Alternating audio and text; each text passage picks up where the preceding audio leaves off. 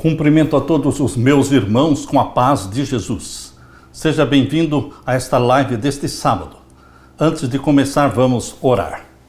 Pai querido que estás nos céus, na tua presença estamos para te adorar, para suplicar, para implorar o derramamento do Espírito Santo sobre mim e os meus irmãos, para que ao abrirmos a tua palavra, para estudar este tema profético, que o Espírito Santo abra nossa mente e nos ajude a entender e nos preparar para a breve volta de Jesus. É em nome de Jesus que pedimos. Amém, Senhor. Um feliz sábado para todos vocês. O tema que Deus colocou na nossa mente para hoje é o anticristo. O anticristo já está na terra? O que você acha? O anticristo é algo do passado ou o anticristo é algo do futuro? O que você pensa sobre isso? O preterismo é um tipo de interpretação da profecia bíblica que joga tudo para o passado, por isso chama-se preterismo. Foi criado por um jesuíta espanhol, Luís de Alcazar, que viveu entre os anos de 1554 a 1613. Ele defendia que as profecias bíblicas que falam do anticristo, elas se aplicam ao passado, ao tempo do Império Romano, aos primeiros séculos da história cristã.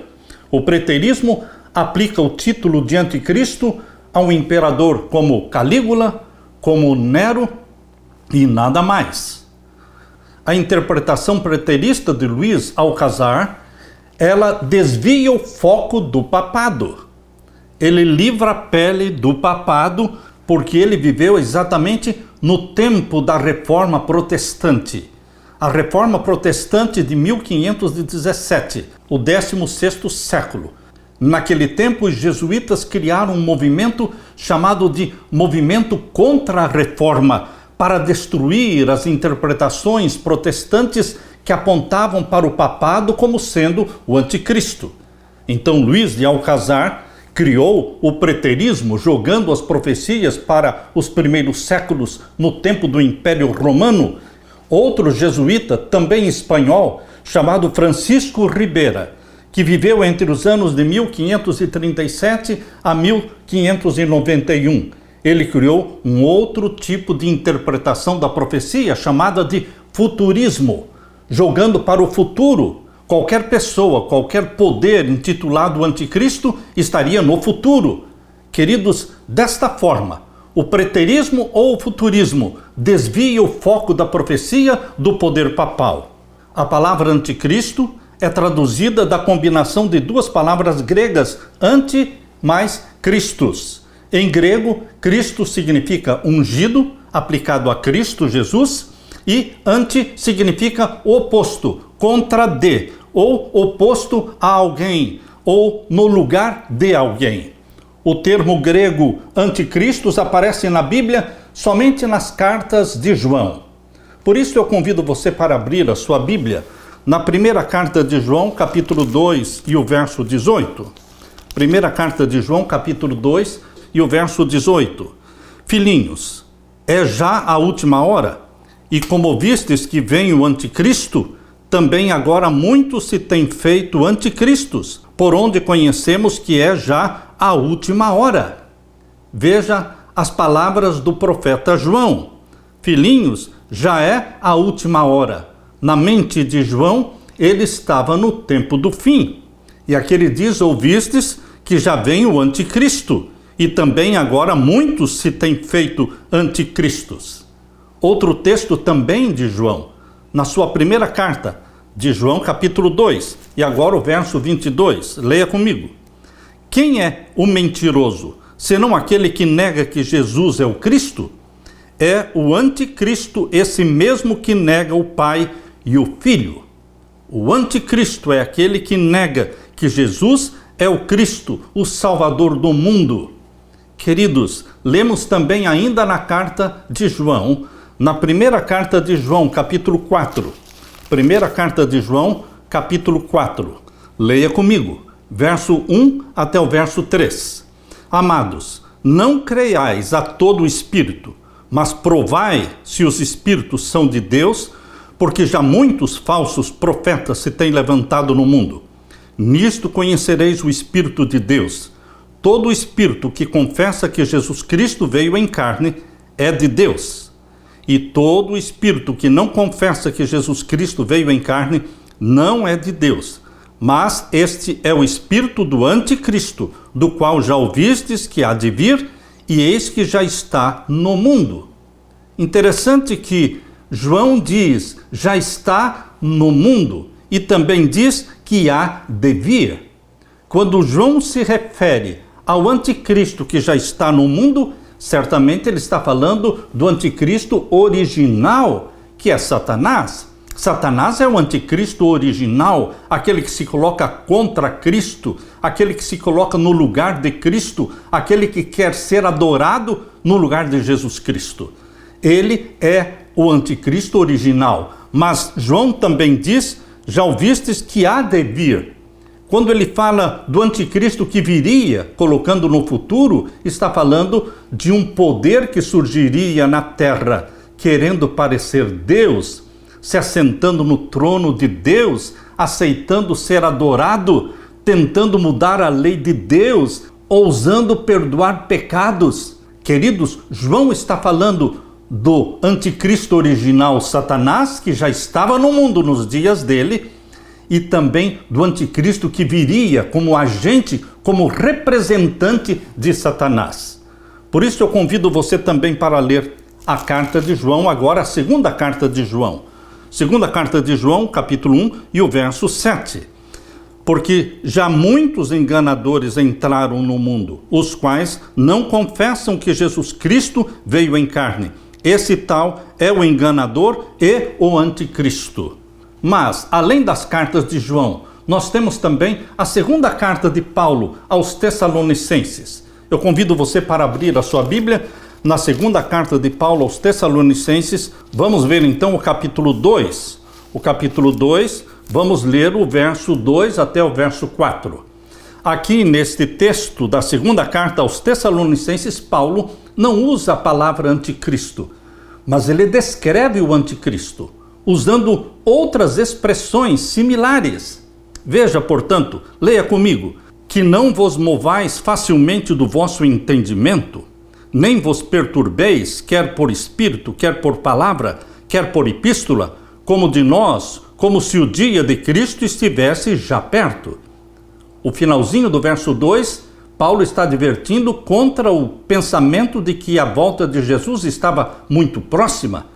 Ele está dizendo que ninguém engane vocês quanto à segunda vinda de Jesus, como se já estivesse muito perto. E agora o verso 3, Paulo explica, ninguém de maneira alguma vos engane, porque não será assim, sem que antes venha a apostasia. Em outras palavras, Jesus não voltará antes que venha a apostasia. A igreja cristã que nasceu pura, em Apocalipse capítulo 12, aquela mulher vestida do sol, queridos, essa mulher pura, ela se apostataria e se tornaria aquela mulher de Apocalipse 17.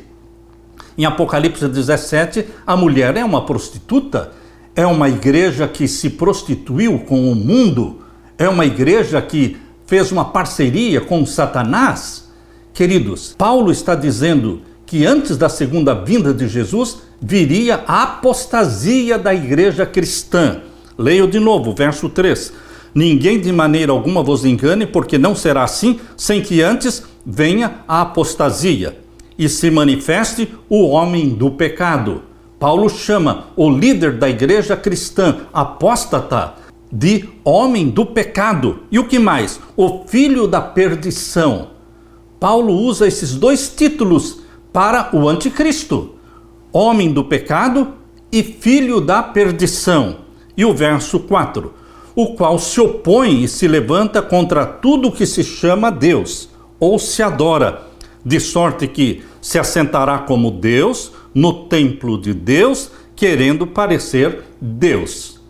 Então, meu querido irmão, minha querida irmã, quando João fala do anticristo e quando Paulo fala deste poder chamado o homem do pecado, o filho da perdição, que se assenta como Deus, ou seja, aceita ser adorado, aceita ser beijado, aceita que presidentes e reis e rainhas, líderes e governos se ajoelhem diante dele.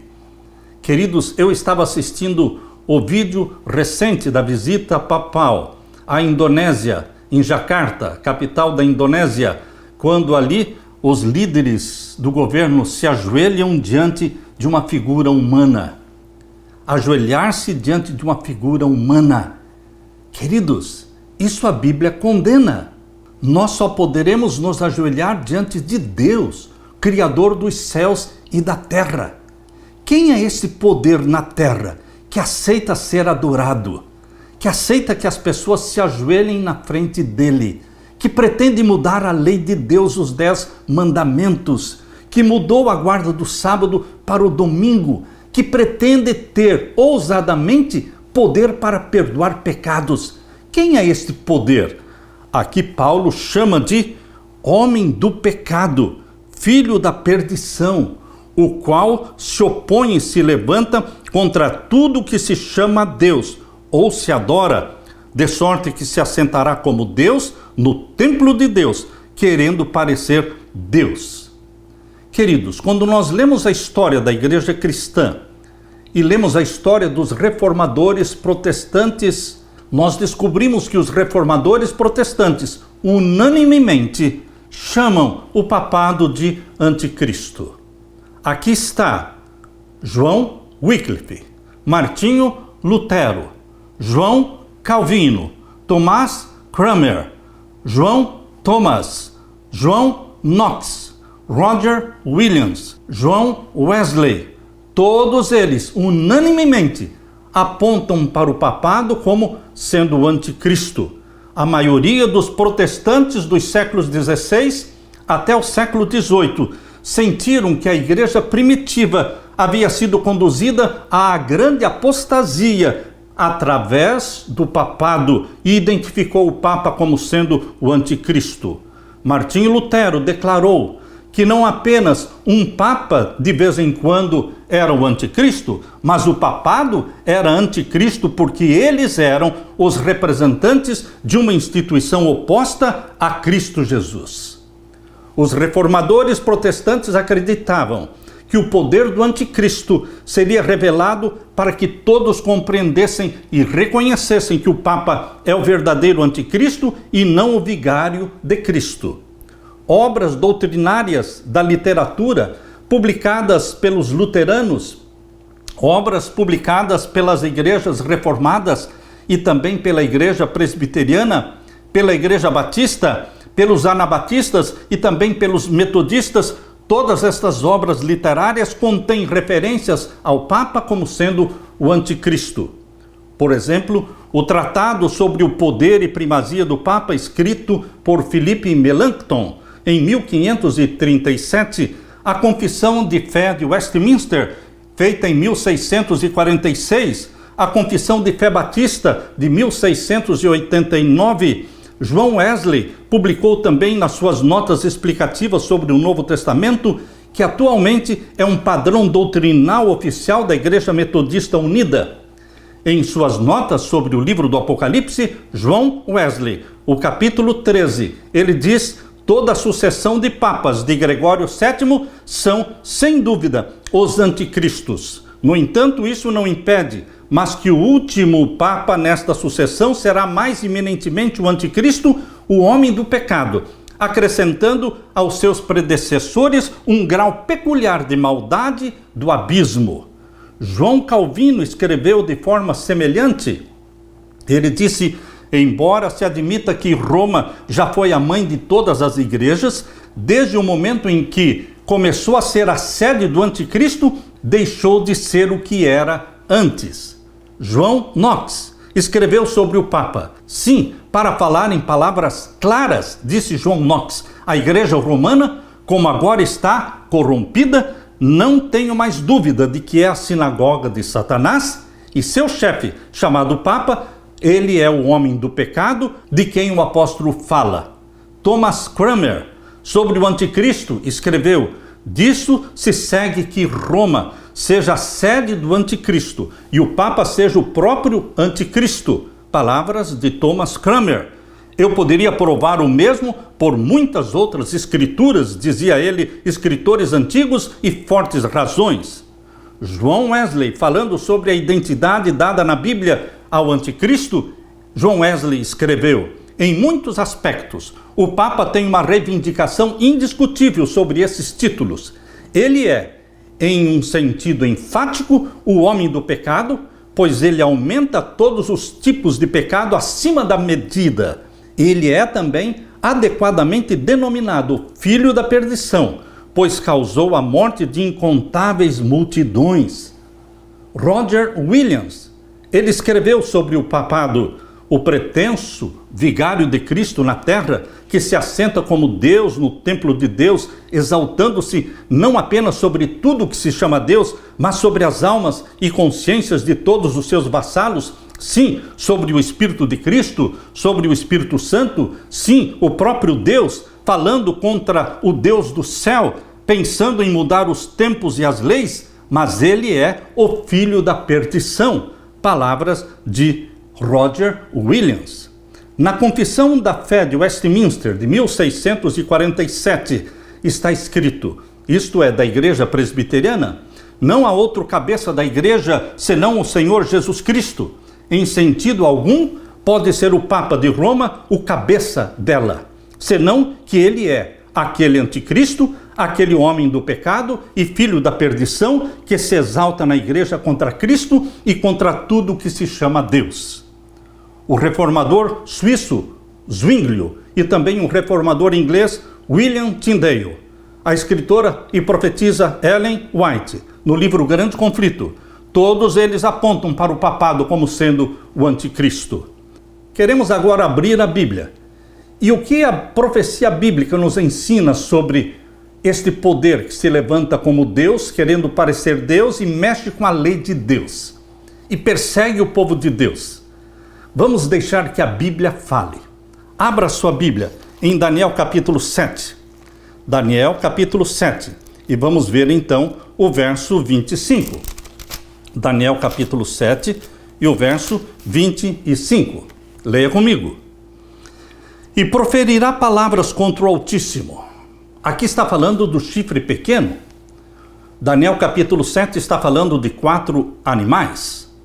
Você pode começar vendo o capítulo 7 desde o início. Fala de 4 animais. Capítulo 7, verso 1. No primeiro ano de Belsazar, rei de Babilônia, teve Daniel na sua cama um sonho e visões da sua cabeça, escreveu logo o sonho e relatou a suma das coisas. No verso 3, ele diz que viu um leão. Esse leão representa o império de Babilônia. E depois, no verso 5, ele diz que viu um urso. E este urso representava, então, o império da Medo-Pérsia. E então, no verso 6, Daniel viu em visão um leopardo com 4 cabeças e 4 asas.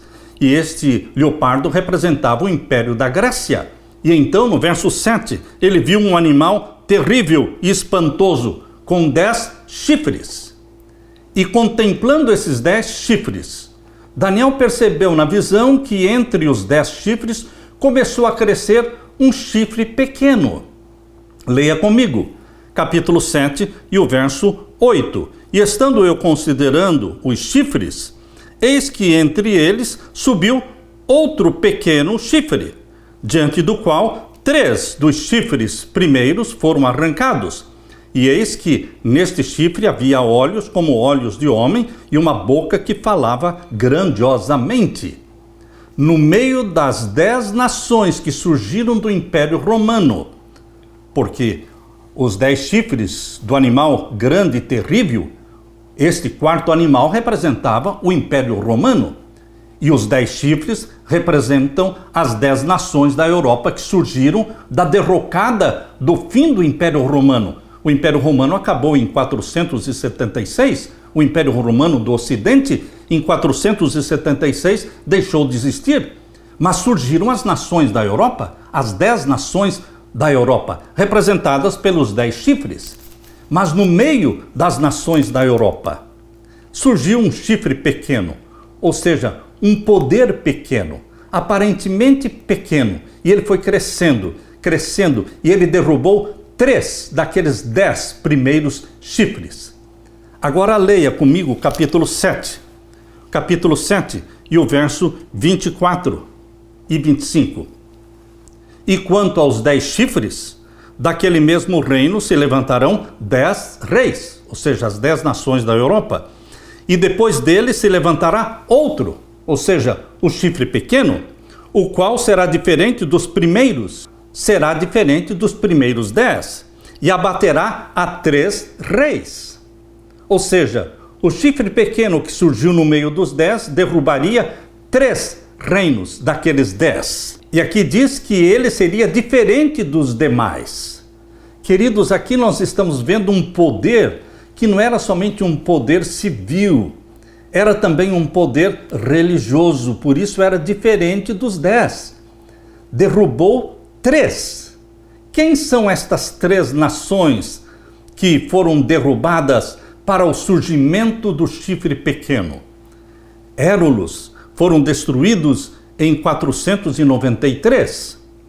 Os vândalos foram derrotados em 534.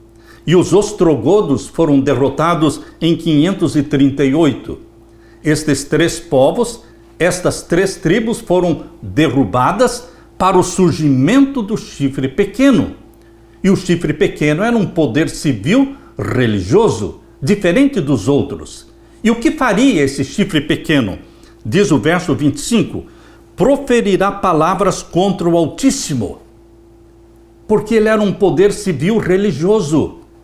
Ele reivindicaria o poder divino. Ele reivindicaria o direito de ser adorado. Ele reivindicaria o poder de mexer com a própria lei de Deus, os 10 mandamentos. Por isso diz aqui o verso 25, proferirá palavras contra o Altíssimo. Destruirá os santos do Altíssimo. Por que destruirá os santos do Altíssimo? Porque perseguiria os filhos e filhas de Deus.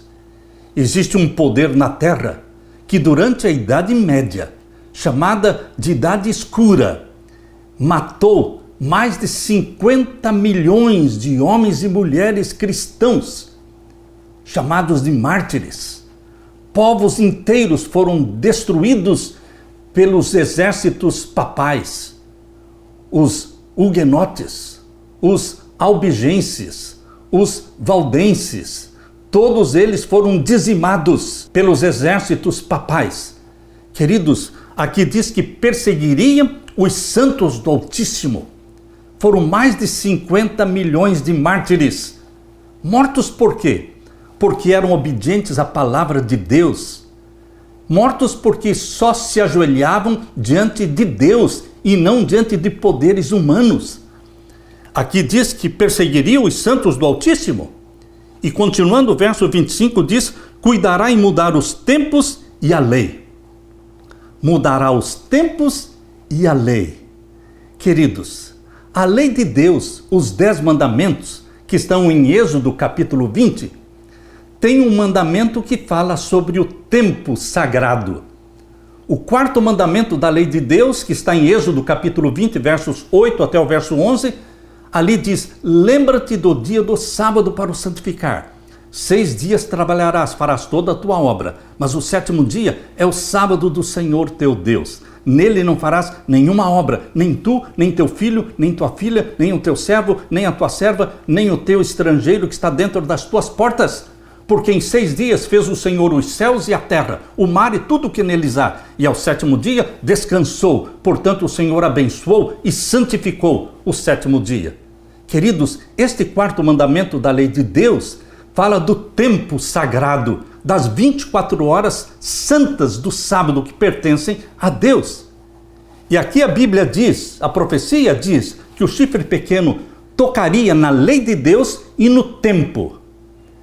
Ele mexeu exatamente no mandamento que fala do tempo sagrado de Deus, das 24 horas sagradas, transferindo a santidade do sábado para o domingo.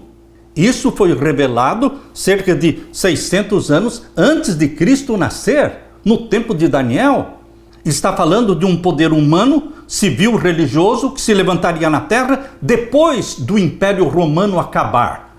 Depois, quando as 10 nações da Europa surgissem do Império Romano, este poder destruiria 3 daqueles 10 primeiros e se tornaria um poder forte.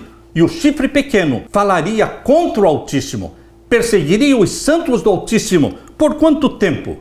Aqui diz, no verso 25, e eles serão entregues na sua mão por um tempo, e tempos, e metade de um tempo. Aqui a profecia está falando de 3 anos e meio proféticos de perseguição, de supremacia papal. Um tempo, 1 ano. Tempos, 2 anos. E meio tempo, metade de um tempo, meio ano. 3 anos e meio proféticos.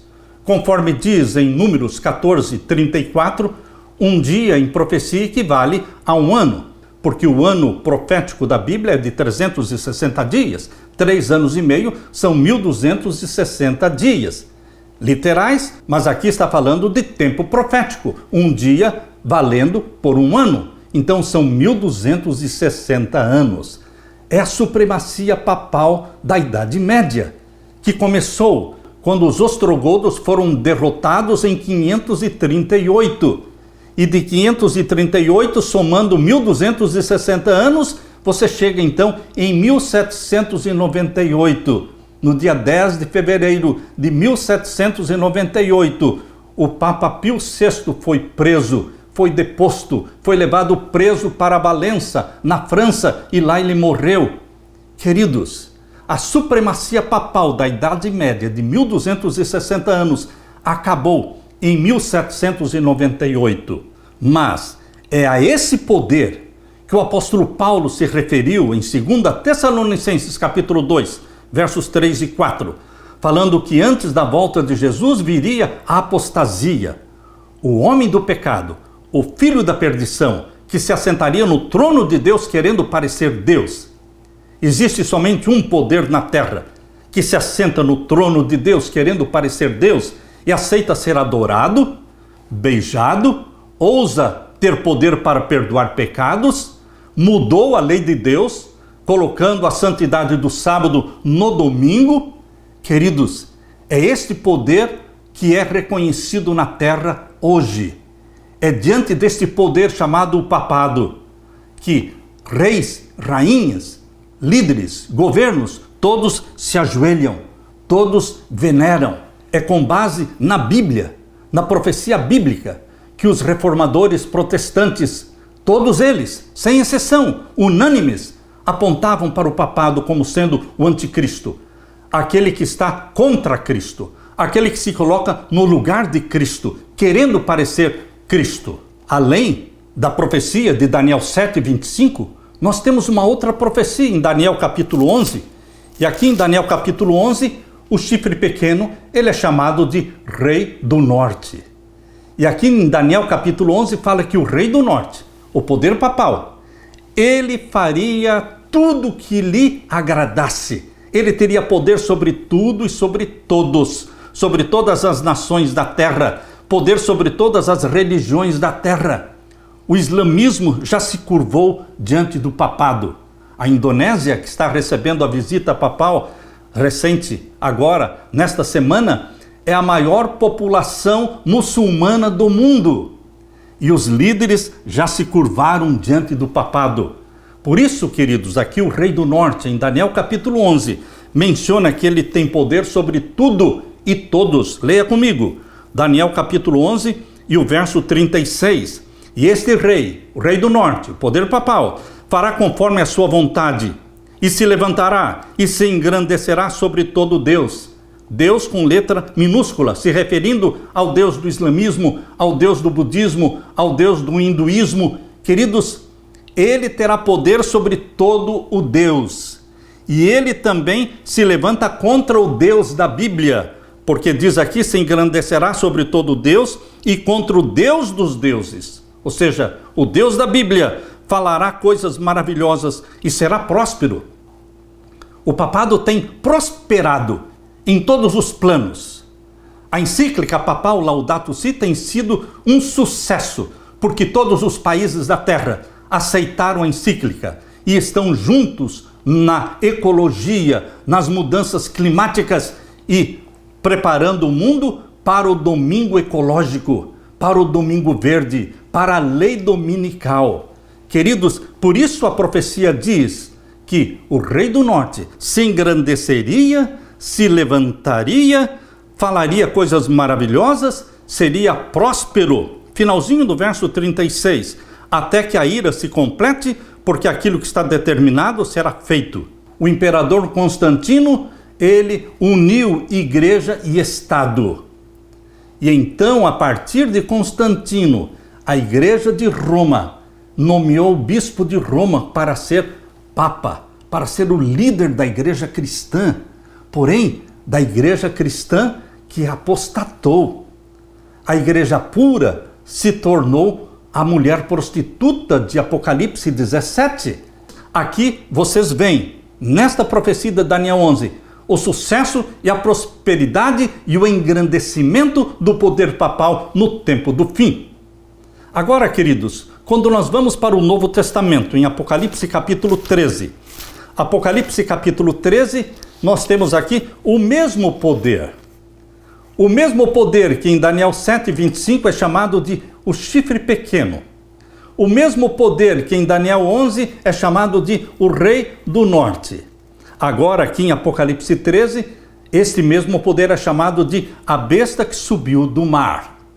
Apocalipse 13, verso 1. E eu me pus sobre a areia do mar, e vi subir do mar uma besta que tinha 7 cabeças e 10 chifres, e sobre os seus chifres 10 diademas, e sobre as suas cabeças um nome de blasfêmia.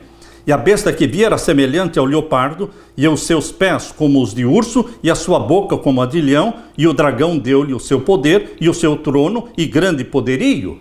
Esse poder, o poder papal, é uma mistura, é uma mescla, é um sincretismo. É um sincretismo das religiões pagãs de Babilônia, da Medo-Pérsia, da Grécia e de Roma. E aqui diz que o dragão é Satanás, o dragão deu-lhe o poder e o seu trono e grande poderio. É assim que está no finalzinho do verso 2. E aqui diz o capítulo 13, verso 3. E vi uma das suas cabeças como ferida de morte. Isso aconteceu no dia 10 de fevereiro de 1798, quando acabou a supremacia papal da Idade Média.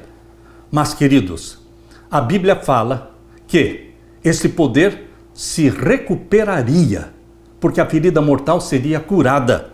Capítulo 13, verso 3. E a sua chaga mortal foi curada, e toda a terra se maravilhou após a besta. Desde o ano de 1929, quando foi assinado o Tratado de Latrão, dia 11 de fevereiro de 1929, o Vaticano voltou a ser um Estado, e o Papa foi elevado à posição de rei, rei de Roma, o rei que mais poder tem em toda a terra.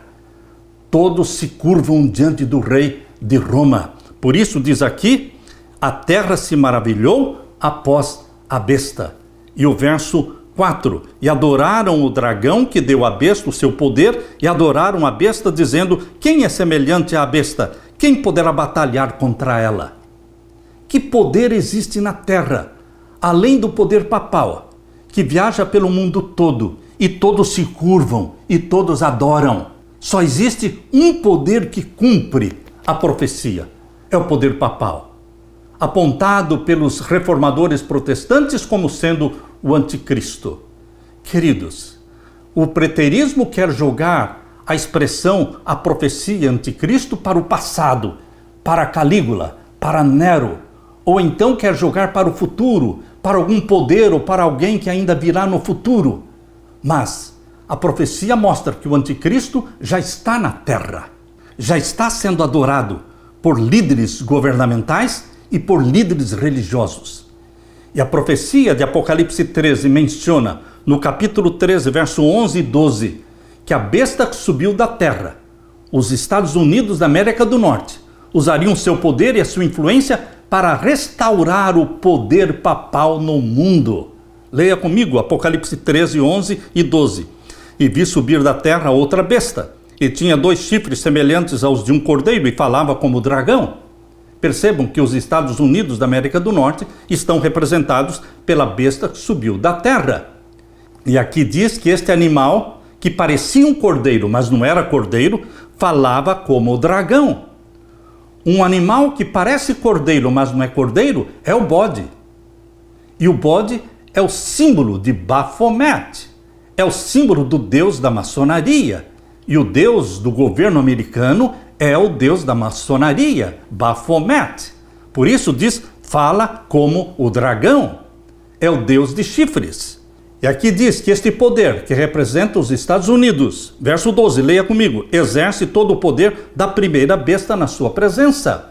O mesmo poder e autoridade que o papado tinha na Idade Média, agora os Estados Unidos têm esse mesmo poder e autoridade.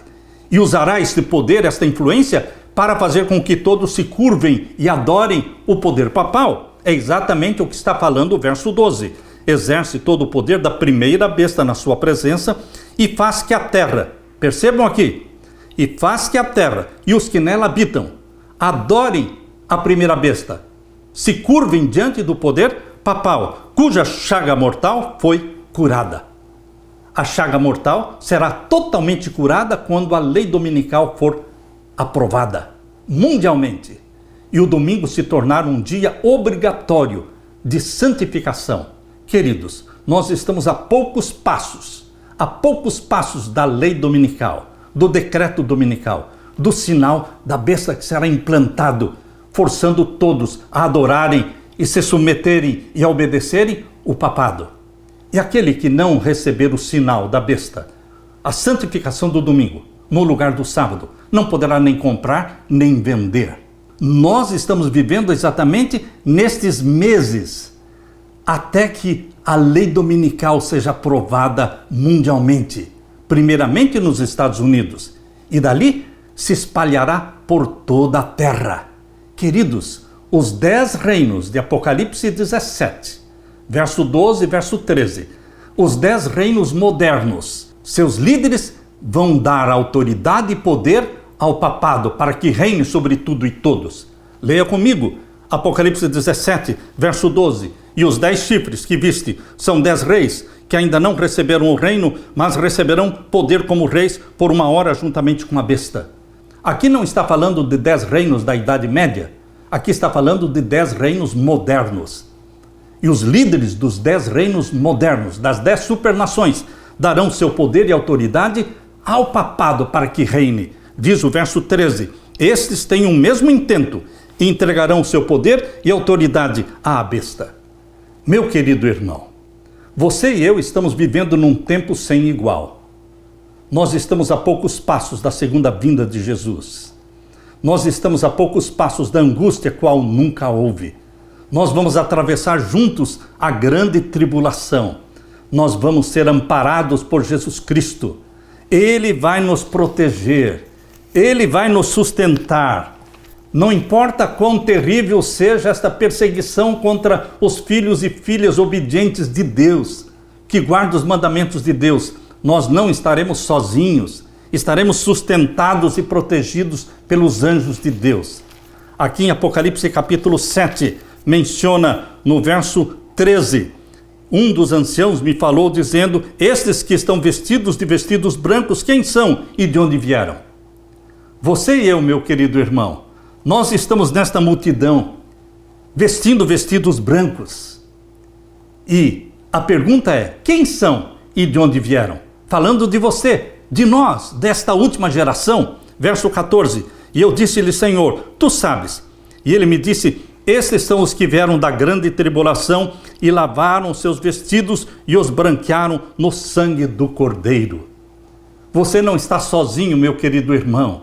Nós somos de Jesus. Nós vestimos as vestimentas brancas de Jesus. É Jesus que nos apacenta. Verso 17. Porque o Cordeiro que está no meio do trono os apacentará. Diga aleluia. O Cordeiro que está no meio do trono os apacentará. Ele é o nosso bom pastor. É somente diante dele que nós nos dobramos. É somente a ele que nós adoramos. E lhe servirá de guia. Jesus é o guia seu e meu. Ele nos guia para todas as fontes das águas da vida, e Deus limpará dos seus olhos toda lágrima. Diga, aleluia, glória a Deus por esta esperança, por esta mensagem de conforto. E o nosso clamor é, ora vem, Senhor Jesus. Eu deixo com você a paz de meu Jesus Cristo. Deixe-me orar com você. Pai querido que estás nos céus, obrigado porque o Senhor nos guia através da profecia bíblica, através do Espírito Santo.